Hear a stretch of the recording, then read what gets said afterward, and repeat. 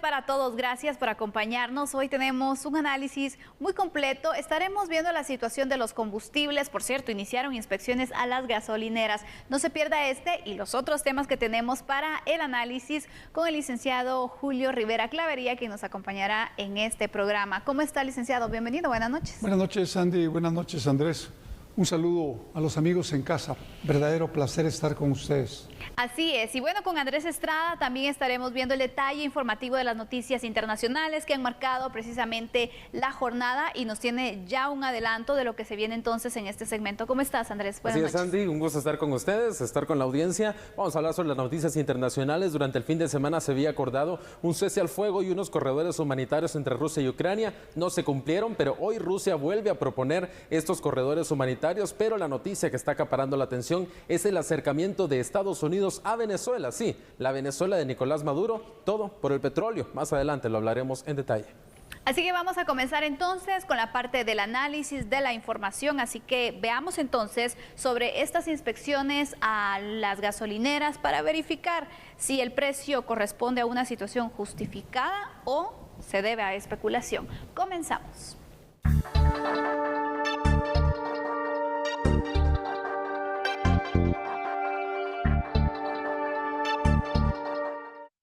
A partir de este lunes, los precios del combustible aumentaron hasta más de 40 quetzales por galón. En este sentido, el presidente de la República, Alejandro Yamatei, se refirió acerca del conflicto internacional que existe y que afecta el precio a nivel mundial, y los operativos que se estarán implementando para supervisar la venta y precios de la gasolina. Nosotros nos estamos preparando para una serie de medidas que anunciaremos esta semana. Bueno, algunas ya se anunciaron ayer en la cadena. Estamos teniendo ahorita un control sobre las gasolineras al precio que recibieron el embarque y no al precio que creen que les va a venir el embarque, porque ahí hay un juego y hemos pedido las sanciones y en caso de reiteración de falta y que proceda la cancelación de las gasolineras que estén actuando de esa manera. A partir del día de mañana, el Ministerio de Ambiente tiene la obligación de sacar públicamente el listado de aquellas gasolineras que estén incumpliendo con la normativa, que no estén dando el combustible al precio que es. A partir de mañana el MEM deberá estar reportando. Hay una orden de la presidencia que el MEM tiene que reportarlo para que la gente sepa quién es el que fue sancionado, para que sepa la gente en dónde pasar a echar gasolina, en dónde no. Respecto al precio del gas propano, el mandatario hizo referencia a un nuevo subsidio que podría otorgarse por 3 meses a los guatemaltecos. El gas propano nosotros mandamos la ley al Congreso y sin embargo la mandamos, no pasó, está aquí en comisión, esperaríamos que nos lo otorguen lo más rápido posible y para que el subsidio abarque 3 meses más, que creemos nosotros que es lo que va a estar todavía el precio alto. Solo al gas propano. Al gas propano. Si nosotros le quitamos 1.30 al precio del combustible que es de impuestos, de los cuales se va para las municipalidades y para el mantenimiento de las carreteras, si nosotros quitamos eso va a subir en 2 días y la guerra sigue. O sea, de nada sirve eso porque va a subir en 2 días si la guerra sigue, porque está alterándose todo el orden mundial. El transporte marítimo, la cantidad de petróleo que se está produciendo. Y algunos países van a tener que sacar estas semanas sus propias reservas estratégicas para poder paliar los precios que están viviendo. Este jueves, la mesa técnica que analiza soluciones desde el Congreso se reunirá para plantear posibles soluciones al incremento de los derivados del petróleo. Y precisamente a esta hora ya se han hecho inspecciones en varias gasolineras para verificar esta situación. El ministro de Energía y Minas daba a conocer por medio de una entrevista que TN23 la realizó hace unos momentos que son varias las gasolineras que se han podido inspeccionar y que de hecho pues han visto que sí, los precios están elevados. Ahora proceden al análisis de los datos para verificar entonces, ¿hay justificación para incrementar el precio de los combustibles o se trata de una especulación? Vámonos en el panorama, licenciado Clavería, de una especulación de precios. ¿Qué repercusiones puede traer para los propietarios de las gasolineras si este aumento se ha dado por una especulación? Primero están cometiendo un hecho ilícito, están especulando con los precios, damnificando a la población guatemalteca. Y déjeme decirles, Sandy, porque es bien importante que se lo replantee. En uno de los programas que tuvimos anteriormente estábamos viendo precisamente el tema de la especulación de los precios, porque en todo caso, si se incrementa el precio internacional del barril y ellos han comprado con un precio alto, el precio debió haber subido de manera escalonada. Pero usted no puede agarrar sobre la base de una proyección de lo que cuesta ahorita un barril y cuánto puede costar el barril de petróleo en 2 meses y sobre esa base poner un precio. Esto es un robo. Eso es un robo a todos los consumidores de combustible. Y esa es la realidad. Aquí lo que nos hicieron fue una gran estafa. Y yo creo que esa revisión debe de ir acompañada de sanciones y de puestas a disposición del Ministerio Público, los gerentes o los propietarios. A ver, ahora me llama a mí la atención que esta situación del aumento de los precios, cuando el precio del barril del petróleo varía a nivel internacional, siempre se ha venido dando. Es decir, hoy aumentan el precio del barril de petróleo y mañana ya está el aumento. Inmediatamente se da esta situación, como lo vemos reflejado nosotros. Pero lo que me llama la atención es que yo no había visto en los últimos años que se inspeccionaran las gasolineras. Es decir, en la realidad o en la situación de el control que se lleva también de este tema, veíamos que no existía ningún tipo de monitoreos, no existía pues al final una institución que se pusiera de verdad del lado del usuario, del consumidor, para poder defender así sus derechos. Lo hemos criticado aquí en el programa, licenciado, pero ahora que se están haciendo estas inspecciones, todos esperamos que se puedan deducir responsabilidades de los resultados que se obtengan también de estas inspecciones, para que de esta manera también se marque un precedente y se les diga a los propietarios: miren, ustedes no pueden hacer lo que se les pega la gana, tienen que ajustarse a una realidad nacional e internacional también. Es que el problema es creer que en el tema del empresariado el Estado no tiene absolutamente nada que ver, y eso es más falso que la manera de pedir fiado. Claro que tiene que ver, no tiene que ver con los precios per se, cómo los puede, o a cuánto puede usted vender, o a cuánto puede usted comprar, pero sí puede controlar y supervisar que esos precios que nos están poniendo sean acordes a las compras que se están haciendo de los productos. Ni modo que va a resultar que hoy la carne va a costar 150 que sale la libra de lomito, por ejemplo. Exactamente. Bueno, es decir, no se puede hacer eso.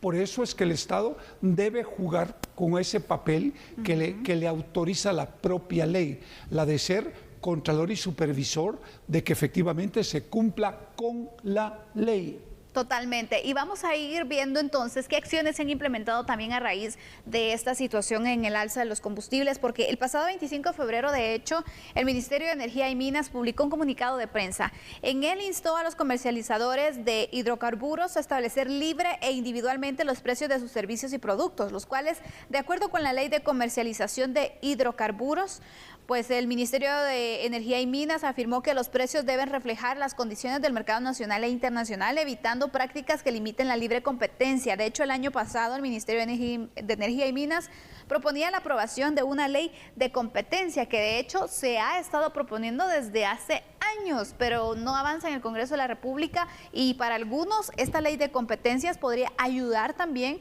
al sostenimiento de los precios. Entonces sería de que se evaluara dentro de los paquetes de las leyes que están pendientes esta situación también y mejorarla, ¿por qué no?, este tipo de proyectos. Somos el único país conjuntamente con Cuba que no ha firmado la ley de competencia. Imagínense. Es vital. Nos hace incompetentes.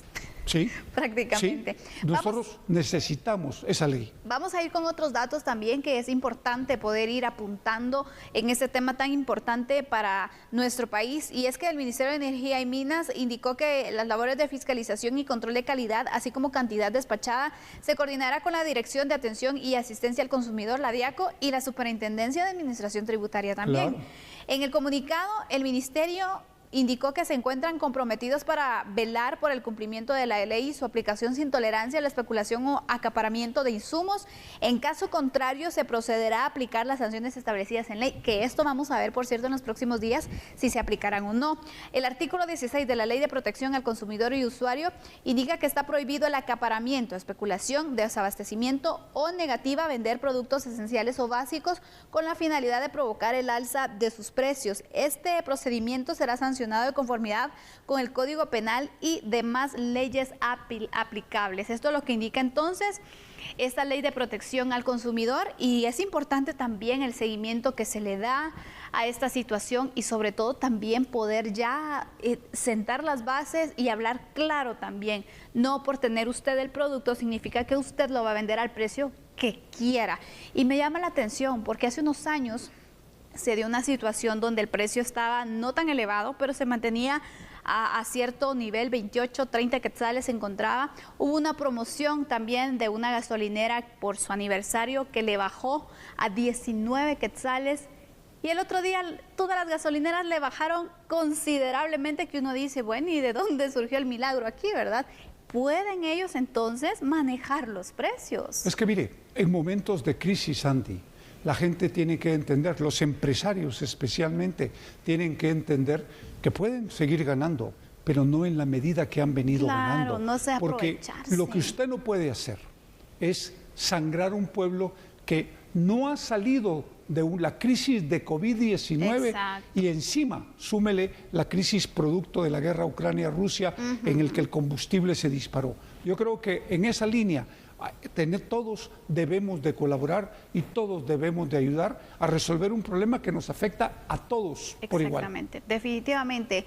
Es que ya no se puede sostener. No. Es una situación que lo peor de todo es que la expectativa es que vaya en aumento, y de verdad con los precios que están actualmente ya hemos visto aumento en varios productos, porque por ejemplo hoy un representante de los transportes indicaba, bueno, nosotros ya hemos hablado con los propietarios de los locales en los mercados, hemos hablado con otras personas que nosotros les trasladamos los productos y nos dicen, bueno, si le tienen que aumentar, pues de plano lo tenemos que asimilar y trasladar al consumidor final. El punto es que dentro de la cadena, el que lleva las de perder es el consumidor final, el que tiene que pagar siempre la factura. Los demás van a sacar el costo. Es que ya se incrementó.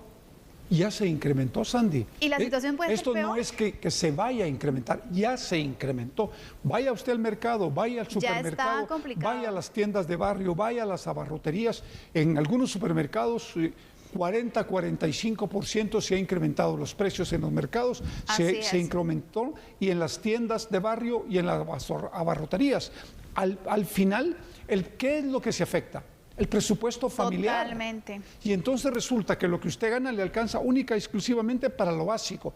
Pero si se le enferma a un niño, ya no puede. Si tiene que comprarle un pantalón o una falda o un vestido a un hijo, ya no se puede. No. Es decir, uno tiene que estar claro que el presupuesto familiar es muy bajo como para que los precios se disparen de una manera exorbitante como ha sucedido. Licenciado, pero imagínese, en la situación actual donde ya han aumentado varios productos, de hecho hasta el pasaje ya le incrementaron, y ya empezamos a tener las complicaciones, la población ya empieza a pronunciarse sobre la situación y nos dicen que podría seguir en aumento porque el combustible han proyectado que podría llegar hasta los 45 quetzales.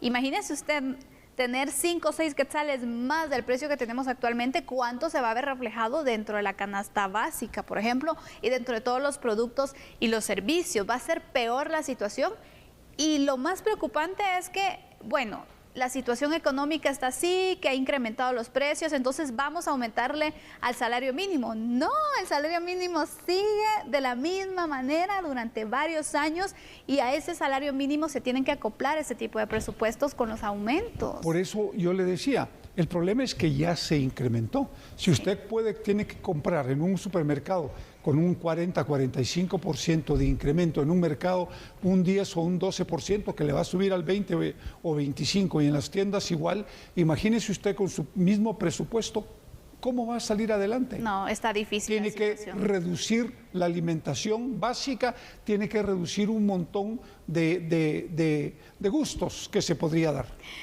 Difícil la situación, preocupante. Nosotros en este momento debemos pues hacer una pausa, pero vamos a regresar con otro tema de análisis y noticias también que están en desarrollo. Usted siga con nosotros.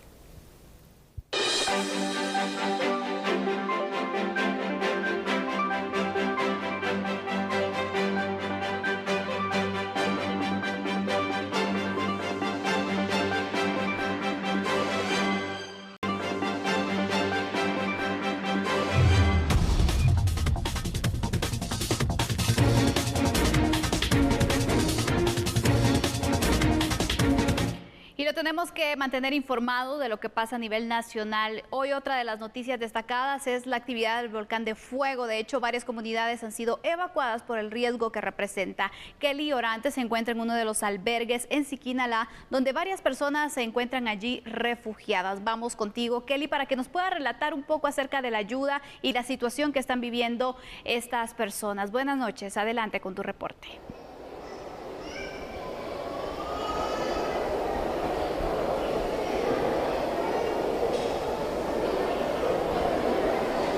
Sandy, audiencia de TN23, estas son algunas de las pertenencias que las familias de Yepocapa han traído hasta el albergue. Vemos algunas bolsas, algunas prendas de vestir, incluso mascarillas, que es lo único que les dio tiempo de sacar de sus casas a las personas que salieron, pues luego de activarse una alerta por el incremento de la actividad del volcán de fuego. Y es que ya usted tiene en pantalla las imágenes de las familias que están siendo albergadas en este lugar. Precisamente me encuentro en Santa Lucía, Cotzumalguapa. Todas las familias, hay que mencionar esto, que están en este lugar son procedentes de Chimaltenango. Hay mujeres, hay niños, hay hombres, en su rostro se puede ver pues zozobra, preocupación, porque han dejado sus viviendas y sus pertenencias literalmente solas, luego de haber sido o recibido la noticia que salieran de sus casas porque la actividad del volcán de fuego incrementaría en las últimas horas, o más bien dicho, en cualquier momento. Y es que precisamente acá nos encontramos con algunas personas que están cansadas, usted lo tiene en pantalla, otras personas viendo sus teléfonos, buscando maneras de distraerse, porque aquí es donde pasarán la noche, aquí dormirán. Lo mismo que le mencionaba al principio, son pocas las prendas que han traído, y nos vamos a acercar acá con una señorita y vamos a preguntarle. Buenas noches, señorita, ¿usted de dónde viene? De Panamache 1. ¿De Yepocapa? Sí. ¿Qué información le dieron las autoridades para evacuar? ¿Qué le dijeron? Que teníamos que salir. ¿Cómo se enteró usted sobre la alerta del incremento de la actividad del volcán? Porque lo vimos. Gracias. Estas son algunas de las palabras de las personas, recordemos pues que se encuentran conmocionadas. No es fácil salir de sus viviendas, dejar todo. Y acá me encuentro también con otra señora para que nos dé más detalles. ¿Cuál es su nombre? Telma Yolanda. ¿Qué información recibieron ustedes de las autoridades? Pues de que nos iban a sacar, ¿verdad? Porque estaba muy fuerte el volcán. Entonces dijimos que estaba bien porque podía pasar cosas más grandes, ¿verdad? Y siguió más fuerte y por eso nos evacuaron. ¿Qué pertenencias dejó usted en su casa, señora? ¿De qué? ¿Qué pertenencias dejó en su casa? Se quedaron mis animalitos, mis perros y mi maíz que se quedó en el corredor. Esa es la pena. ¿Más familia viene con usted o solamente? Sí, viene mi hija y mis nietas y mi hijo. ¿Cuántos años tienen sus nietas? Mis nietas una tiene 10 y la otra tiene 12. Y mi patojo que ando cargando que tiene 14. Muchas gracias. Ya escuchó usted, estas son algunas de las preocupaciones de las personas, dejar sus pertenencias, sus animales, como bien lo mencionaba, su comida, y su familia también ya se encuentra en camino para poder agregarse a este grupo de personas que se encuentran acá en Santa Lucía, Cochumalguapa, y precisamente para tener detalles más específicos me encuentro con el delegado de Comred de acá de Santa Lucía, Cochumalguapa, Francisco Nix. Cuéntenos, ¿cuántas personas se tienen estimadas que han llegado a este lugar? Muy buenas noches, se tiene estipulado que unas 250 personas acudan a este albergue, ¿verdad? Al momento de, pues, si no llegar a alcanzar el lugar, pues se tienen habilitados otros 7 más. ¿Qué tipo de ayuda van a recibir las personas? Pues primeramente cubrirle las necesidades básicas, alimentación, agua, energía, ¿verdad? Y todo lo necesario para que ellos pues puedan pasar una noche tranquila, una noche digna. Y ya pues con los días siguientes pues ya se tiene estipulado también que por la iniciativa privada se tenga ya también ayuda por parte de ellos. Aproximadamente, ¿cuántas personas se encuentran en este lugar? Hasta el momento hay un total de 175 personas, pero se espera que vengan otros 2 buses de la comunidad de Morelia. Muchas gracias, Francisco Nix, encargado de Comred. Ya escuchó usted, 175 personas las que se encuentran albergadas en este lugar. Ellas son procedentes de Yepocapa, exactamente de 4 comunidades. Hablamos de Panimaché 1, Panimaché 2, Santa Sofía y Morelia. A esta hora de la noche y con imágenes de José Cotzajay, informó para ustedes Kelly Orantes. Regreso al estudio principal. Muchísimas gracias, Kelly, por este reporte completo que nos trasladas desde este albergue donde se le está brindando atención a las personas que fueron evacuadas. De hecho, fueron 4 comunidades las que fueron evacuadas también para ponerlas a salvo por el riesgo que aún representa la actividad del volcán de fuego. Nosotros le damos cobertura a esta noticia. Usted esté pendiente de TN23.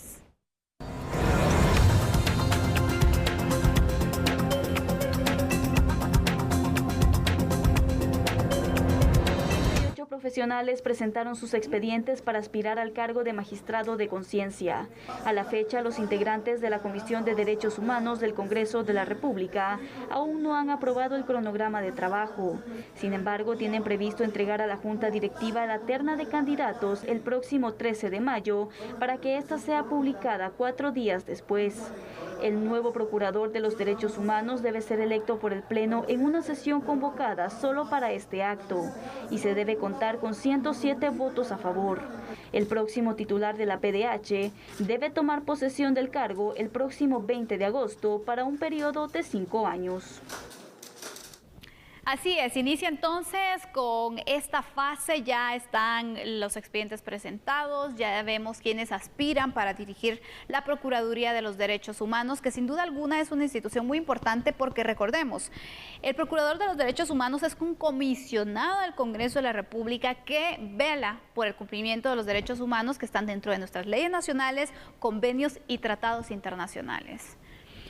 Yo creo que uno de los graves problemas es que no se ha querido entender o se ha entendido mal el papel del Procurador de los Derechos Humanos. Es decir, yo recuerdo cuando se inició todo este proceso y de verdad teníamos procuradores de alto nivel. Creo que las agendas políticas son las que le han hecho muchísimo daño a la Procuraduría de los Derechos Humanos y a otras instituciones y otros organismos. Por lo tanto, lo primero que hay que sacar de estas instituciones son las agendas políticas y quien sea electo debe de trabajar para servir al pueblo. Claro, totalmente. Hemos visto que la PDH ha ido evolucionando, ¿no? Que, por ejemplo, en el periodo anterior se hizo la creación de algunas defensorías del usuario del transporte público, por ejemplo, del consumidor, que fueron nuevas las que se fueron creando, pero al final lo importante que es ir avanzando también en esos proyectos e ir mejorando, fortaleciendo la institución, que la institución en sí es muy noble, tiene objetivos muy claros de beneficio para la población, pero en la práctica a veces la situación pues como que se confunde, ¿no? Yo creo que el problema es que usted no puede sesgar los objetivos, la función de una institución como lo es la Procuraduría de los Derechos Humanos. Su objetivo es velar por los derechos humanos de absolutamente todos los guatemaltecos. Pero ¿qué imagen se tiene? Que se piensa que solo a los delincuentes, que solo a ellos son los que que también tienen derechos. Por supuesto, pero es a todos por igual. Claro, es a todos por igual. Por eso yo le decía al inicio, yo creo que el tema de fondo es apartar la agenda política de la función de la Procuraduría de los Derechos Humanos. Cuesta mucho, porque efectivamente algunos llegan con agendas políticas que quieren poner en práctica en una institución que no sirve a los intereses del procurador, sino sirve a los intereses de la población, y esa es la pequeña diferencia. Por supuesto, vamos a mostrar unos datos para que usted pueda comprender cómo es que se elige al Procurador de los Derechos Humanos, porque es todo un proceso que inició, por cierto, pues hace unos días con el inicio de la recepción de los documentos para los aspirantes entonces que desean dirigir la institución. Se empezaron a recibir los expedientes, de hecho, el 17 de febrero para poder sustituir así al actual Procurador de los Derechos Humanos, que cumplirá el 19 de agosto su mandato de 5 años. 5 años están al frente de esta institución y pueden hacer muchas cosas en estos 5 años también. Claro.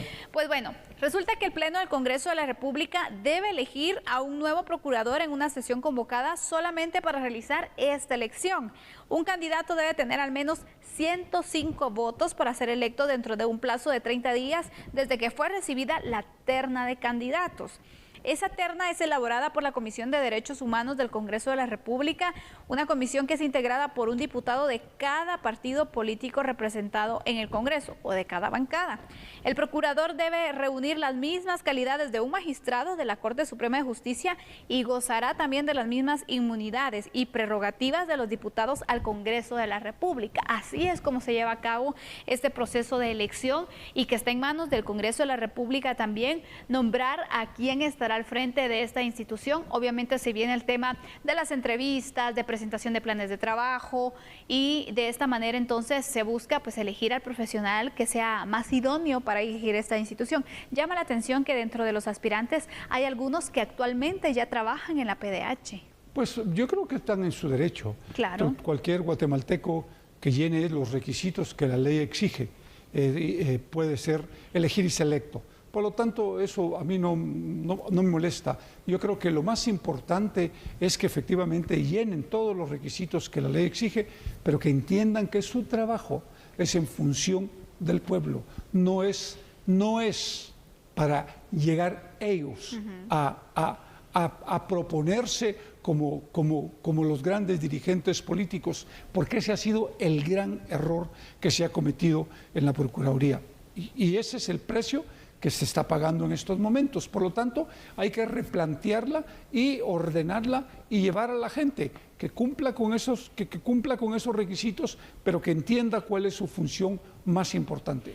Licenciado, ¿qué cree que ha estado fallando en la Procuraduría de los Derechos Humanos, que debe irse fortaleciendo para entonces ser esos garantes de los derechos fundamentales de todos los guatemaltecos? ¿Por dónde pueden estar ahí algunas debilidades? Porque también es necesario hacer evaluación para ver qué se puede mejorar y qué puede proponer la persona que vaya a estar al frente de la institución.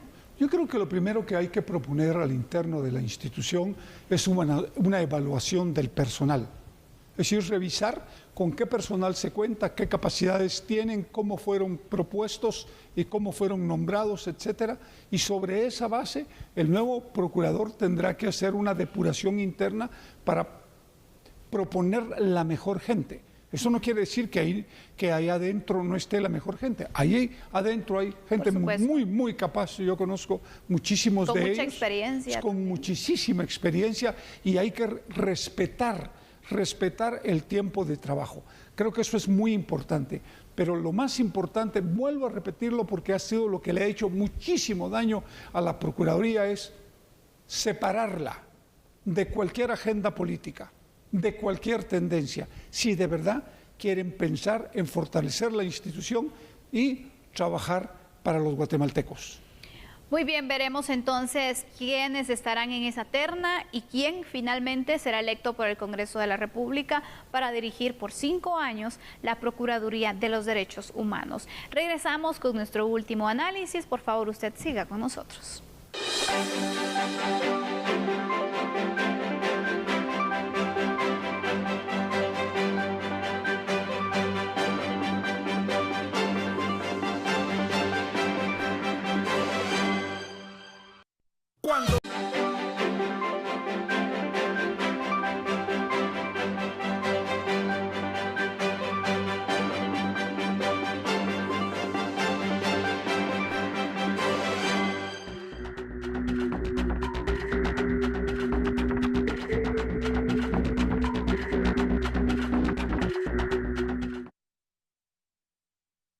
Guatemala es sede del Foro Parlamentario de Inteligencia y Seguridad por 2 días, en el que se abordarán temas de amenazas a la prosperidad social y económica.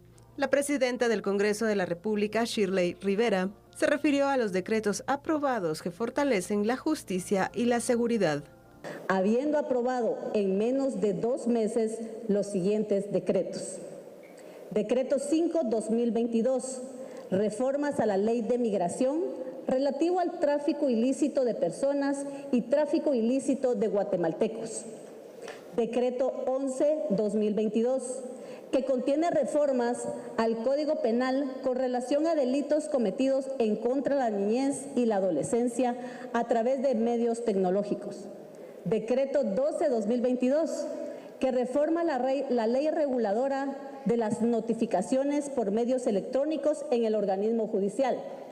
Decreto 13/2022, que aprueba la ley de tramitación electrónica de expedientes judiciales.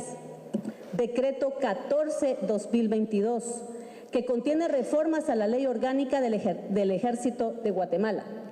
Y Decreto 15/2022, que ratificó el Tratado sobre la prohibición del uso de armas nucleares. Al foro asistió el presidente de la República, Alejandro Yamatei, quien se refirió a las redes de narcotráfico que operan a nivel transnacional. De forma paralela, el tráfico de drogas es importante que pensemos que hay que disminuir y combatir el consumo, porque disminuir la oferta, la demanda baja. En ese marco es necesario reconocer la responsabilidad compartida entre aquellos países consumidores y aquellos países productores. 95% de las trazas con drogas salen de Venezuela y las vemos todos los días venir para este lado del mundo, como vemos también otras que se dirigen al Caribe, cuya ruta es Europa. Si nosotros sabemos de dónde viene, ¿por qué el mundo no actúa en contra de dónde viene la droga? Y nosotros recibimos aquí los aviones, los perseguimos con recursos propios que podríamos estar utilizando en otras cosas, pero además de eso han provocado una descomposición social y una corrupción en muchas comunidades que los protegen. Muy bien, entonces analicemos esta situación del tema del narcotráfico, el crimen organizado y cómo Guatemala también por su localización se ve entonces afectada de diversas maneras y también el esfuerzo que debe realizar constantemente para poder combatir así este flagelo con temas de lavado de dinero incluso, temas de contrabando, el narcotráfico, son muchos temas al final que perseguir y los recursos a veces también se hacen escasos, ¿no? Analicemos este punto, licenciado, la posición geoestratégica de Guatemala para el crimen organizado. Es que lo que sucede es que efectivamente Guatemala es realmente la frontera con los norteamericanos, es la última frontera. Y uno tiene que tener claro que en la frontera con México hay más o menos 800 kilómetros lineales de frontera con México, o 850. Por lo tanto, es apetecible este territorio. Pero no solo eso, hay una diversidad de climas que permite también la producción y la cosecha de amapola, de hoja de coca, de marihuana y también la instalación de laboratorios de productos químicos. Por lo tanto, Guatemala de alguna manera no se ha logrado, no se ha podido consolidar un esfuerzo grande para combatir la narcoactividad, producto primero de que no contamos con los elementos suficientes ni en la Policía Nacional, ni en el Ejército, ni la tecnología necesaria y adecuada en el mundo actual. Esto implica desde luego recursos, pero que tienen que trabajarse con transparencia y la profesionalización de las instituciones, porque desgraciadamente también dentro de las instituciones hay personas que colaboran, tienen nexo o tienen relación con la narcoactividad.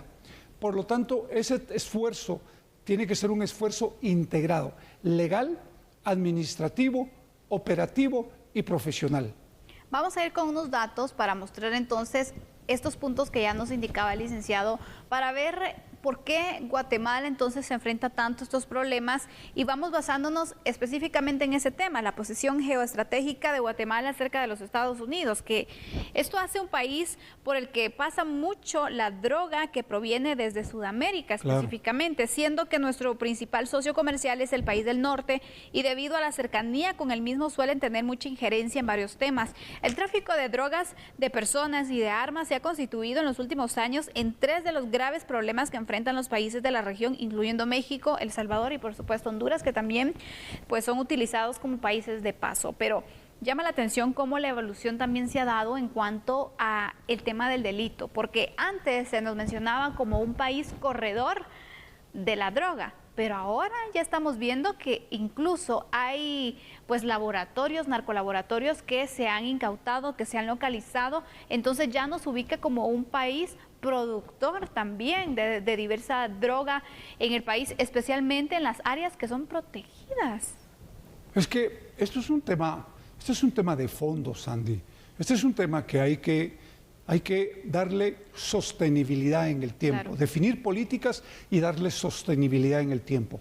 Y no cometer los errores que se cometen normalmente cuando llega un nuevo presidente, que descabeza todas las instituciones, nombran nuevos directores, nuevos ministros, nuevos aquí, nuevos allá, y el resultado es prácticamente empezar de cero. Por lo tanto, yo creo que hay que definir políticas de largo plazo, de mediano y largo plazo, y que sean sostenibles. Pero Guatemala sí ya no es un lugar, un corredor, ni es solamente un depósito, es productor. Claro. Y el otro gran problema lo representa Honduras. No tanto El Salvador, más Honduras. Y acuérdense que Guatemala tiene Océano Atlántico, tiene Océano Pacífico, tiene una frontera muy grande con Honduras, con Belice, y son puestos también de trasiego de drogas, de personas, de migrantes, de armas, de dinero, etcétera. Exactamente, por eso se hace tan atractivo también para el crimen organizado. Por eso. Vamos a ir con otros datos, licenciado, para poder entonces enmarcar pues esta información sobre el análisis de la situación del narcotráfico y nuestra ubicación. Se ha visto una evolución en este tema del narcotráfico y la droga en Guatemala. Al principio nuestro país pues ya servía solo de paso, ahora vemos cómo se produce droga también en Guatemala. Posteriormente se empezó a producir la droga natural como la amapola, por ejemplo, hasta la cocaína y por supuesto droga sintética en los narcolaboratorios, que varios de estos se han encontrado en varios puntos del país, pero muchos en Petén. Actualmente Guatemala es un país que también consume parte de la droga que por su territorio pasa o se produce también. Entonces, imagínense cómo va avanzando. Hablábamos de que ya somos productores, ahora ya vamos entonces avanzando en que ya existe el consumo pues de mayor cantidad de personas también en el país. Entonces eso también hace que se produzca más, que exista más interés y que este delito crezca en ganancias para los grupos. Porque usted tal vez no sabe algo ni los guatemaltecos. Antes los narcotraficantes pagaban en dinero en efectivo el traslado de los diferentes kilos de coca. Hoy se paga con coca. Y entonces lo que hacen muchos de la gente que presta la seguridad en ruta, que son normalmente mareros, es dedicarse al narcomenudeo. Por eso es que usted ha visto que el consumo ha crecido, y ha crecido muchísimo. Ha crecido muchísimo, especialmente de coca, de marihuana, anfetaminas, todo lo que sea productos químicos. Lo han promovido al final, sí, como usted dice, ¿no? Entonces, sí, lo que tengo es la especie, la tengo que vender así para poder obtener así el dinero, el efectivo, y poderlo incluso utilizar en compra de armas, en financiamiento también de otros delitos, porque también el narcotráfico no solamente es el tema de ventas de drogas, sino que también a veces hay otros delitos que se ven también entonces relacionados, el sicariato, el tráfico de armas, el tráfico de personas. Aquí vemos entonces esta evolución. Vamos a ir cerrando con el tema de análisis. Queremos también agradecer al licenciado Julio Rivera Clavería por acompañarnos. Gracias, licenciado. Lo esperamos en otra ocasión para seguir analizando estos puntos que marcan la agenda nacional. ¿Algún mensaje de despedida? No, gracias, Andy. A usted y un saludo a todos los amigos en casa. Vamos a regresar entonces con las noticias internacionales. Andrés Estrada está listo. Ya volvemos.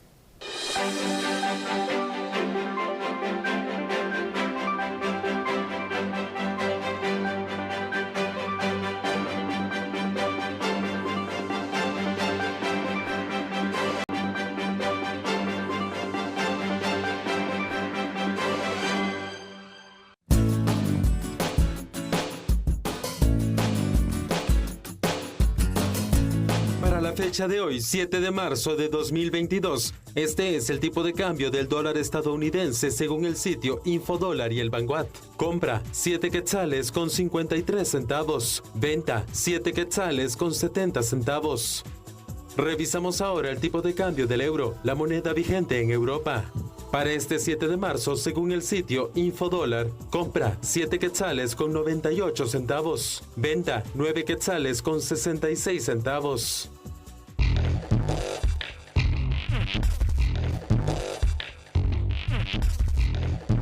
Momento de las noticias internacionales acá en A la Medida. Hablamos sobre el conflicto, la invasión de Rusia a Ucrania. Durante el fin de semana fallaron estos corredores humanitarios que se habían intentado implementar para lograr evacuar a los ucranianos que están en estos momentos asediados en varias ciudades y afectados por los bombardeos y los ataques que ocurren. Fallaron estos corredores humanitarios, pero este lunes Rusia volvió a proponer unos nuevos.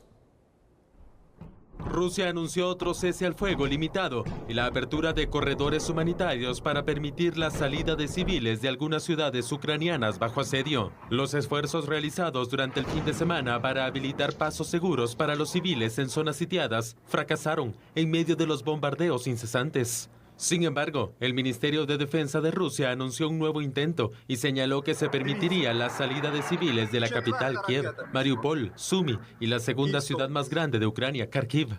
Sin embargo, surgieron críticas por parte de Ucrania y otros países, ya que la mayoría de las rutas de evacuación llevaban a Rusia y a su aliada, Bielorrusia. Las autoridades ucranianas acusaron a Moscú de recurrir a tácticas de asedio medieval. En Mariupol, ciudad portuaria del sur de Ucrania y uno de los sitios más asediados por las fuerzas rusas, de momento no hay señales de evacuación. Las fuerzas del presidente ruso Vladimir Putin seguían atacando algunas ciudades ucranianas con misiles, incluso tras anunciar el plan de corredores humanitarios. Los combates continuaron en varios lugares, indicando que no existiría un cese de hostilidades general.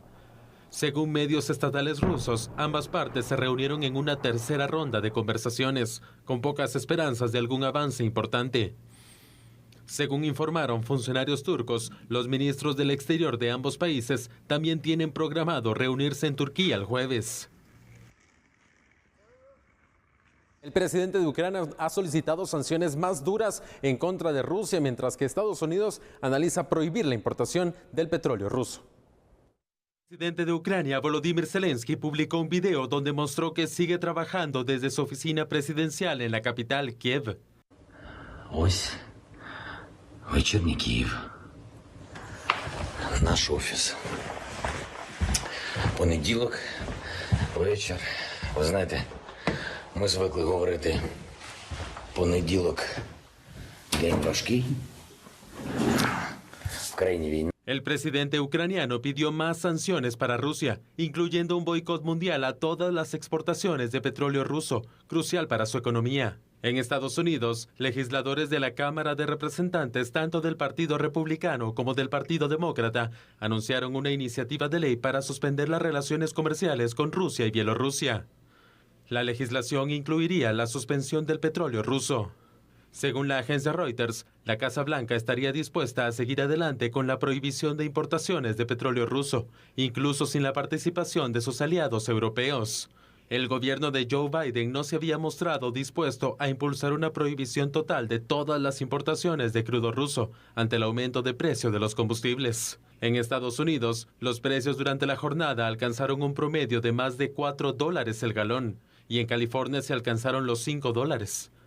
El barril de crudo estadounidense se situó en $119.40 por barril. Durante la jornada, incluso llegó a cotizarse en $130 el barril, mientras que el crudo Brent, de referencia internacional, se situó en $123.21 por barril. Durante la jornada superó los $139. En el caso de una prohibición total, Estados Unidos sería el menos afectado. En 2021, el 8% de las importaciones de petróleo al país del norte procedieron de Rusia. En Europa la situación es diferente. Al menos el 25% de su petróleo y el 40% de su gas natural proviene de Rusia. El precio del petróleo ha sido lo que ha enfocado a los gobiernos de todo el mundo, no solo aquí en Guatemala. Y una de las posibles soluciones para el gobierno de Estados Unidos es obtener el petróleo de Venezuela. Funcionarios de Estados Unidos viajaron en secreto a Venezuela este fin de semana para conversar con el gobierno de Nicolás Maduro, el mayor aliado del presidente ruso Vladimir Putin en Latinoamérica. La reunión ocurrió en medio de la creciente alza al precio del petróleo y una posible prohibición del crudo ruso. Venezuela es un país petrolero y su reingreso al mercado energético estadounidense podría relajar el impacto económico de un embargo al petróleo ruso. De momento se desconoce cuál fue el resultado de las conversaciones con el gobierno del presidente venezolano Nicolás Maduro. Durante varios meses, intermediarios que van desde diplomáticos hasta cabilderos y ejecutivos de petroleras le han pedido al presidente estadounidense Joe Biden que reevalúe la campaña de máxima presión contra Maduro implementada por el expresidente Donald Trump. El gobierno de Biden desde hace algún tiempo ha estado considerando la posibilidad de aliviar las sanciones contra Venezuela a cambio de un compromiso por parte de Maduro de regresar a un diálogo con la oposición. El diálogo se había interrumpido el año pasado, cuando un aliado del gobierno venezolano fue extraditado a Estados Unidos bajo acusaciones de corrupción. Maduro no ha dado indicios de que esté dispuesto a abandonar a Putin en estos momentos. Habló por teléfono con el mandatario ruso la semana pasada en una muestra de apoyo. Además, Maduro asistió a una concentración en Caracas donde el embajador ruso fue ovacionado por la militancia del Partido Socialista en el poder.